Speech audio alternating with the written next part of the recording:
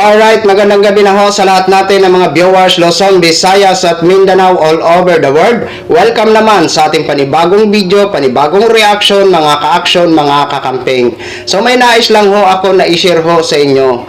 Itong naging komento o reaction ni Senator Robin Padilla na tinuturing na number 1 na senador na kung saan tila sablay or palpak nga ho. Kaya inalmahan ito ng ilan sa mga kababayan natin at tinawag na BO-BO at kung ano-ano na mga negatibong komento. Hindi ho natin masisisi ang ilan sa ating mga kababayan dahil nga po minsan tayo man, kahit hindi ho tayo matalino, parang sablay nga ho or palpak ang ilan sa mga reaction nito ni Senator Robin Padilla.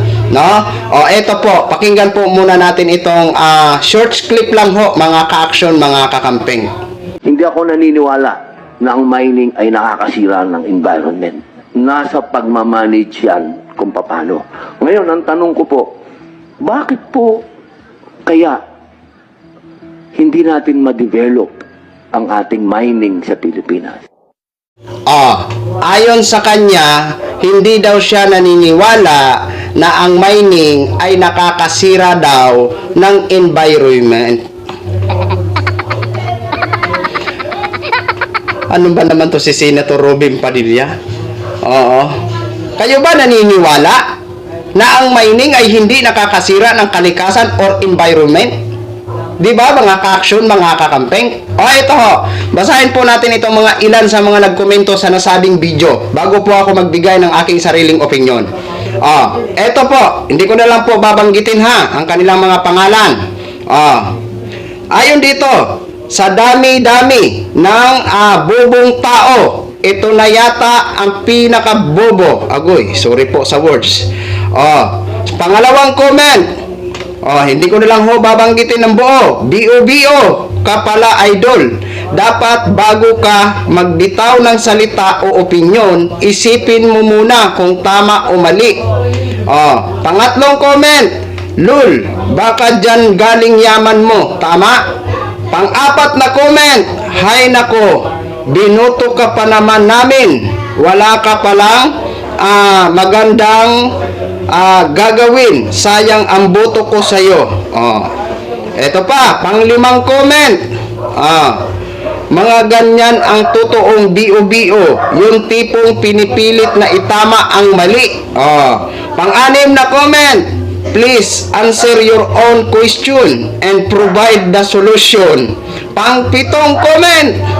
Binaha na nga ang Pilipinas, gusto mo pang maglunok bugok ka talaga. Pang-walong comment. Naku po. BO-BO mo Padilla, hindi ko alam kung paano ka nanalo sa pagkasenador. Yan po ang mga naging komento ng ating mga kababayan sa nasabing short clips video na yan, mga ka-action, mga kakamping.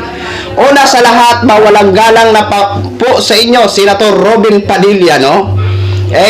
Para sa akin, mukha yatang mali or sablay talaga or palpak yung ginagawa mo na pag-reaction. Para sa'yo, hindi ka naniniwala na ang mining ay hindi nakakasira sa kalikasan or environment? Talaga lang? Di ba? Alam nyo, mga ka-action, in my own opinion din, no? In my own opinion, una-una, nasisira po ang kagandahan ng ating environment or kalikasan. At pangalawa, no? Yan nga po siguro, no? Ito, opinion ko lang. Pangalawa, yan nga po siguro ang naging sanhi minsan, no? Sa pagbaha sa ilang kalugaran. Kasi may mga lugar na kung saan ay halos kalbo na ho ang kabundukan. Kaya yan po ang naging sanhi kung bakit nagkakaroon ng flash flood at pagbaha, 'di ba? Or landslide, 'di ba? Dahil wala nang makakapitan ang lupa or makakapigil sa lupa dahil wala nang mga punong kahoy, 'di ba? At yung mining na yan, sa totoo lang, mga ka-action, mga kakampeng, halimbawa, sa isang lugar, halimbawa, no? Grabe na ho, tad-tad na ho talaga ng mga butas. So, wag naman sana. May tendency ho yan na guguho. kapag magkaroon ng malakas na lindol, mga ka-action, mga kakamping. So, malaking pinsala po yan sa mga karapit-bahay na malapit dyan sa mining. Di ba? At hindi ho talaga maganda yan dahil nasisira ho ang kagandahan ng kalikasan natin, Senator Robin Padilla. Di ba? Paano nyo po nasabi na hindi nakakasira ng environment ang mining? Di ba? Oh, kayo mga ka-action, mga kakamping, tama ba ang naging komento ni Senator Robin Padilla? Yan, opinion ko po, sinabi ko na po. Di ba? Hindi po tayo magaling, pero alam natin kung anong magiging resulta balang araw. Hihintayin pa ba natin?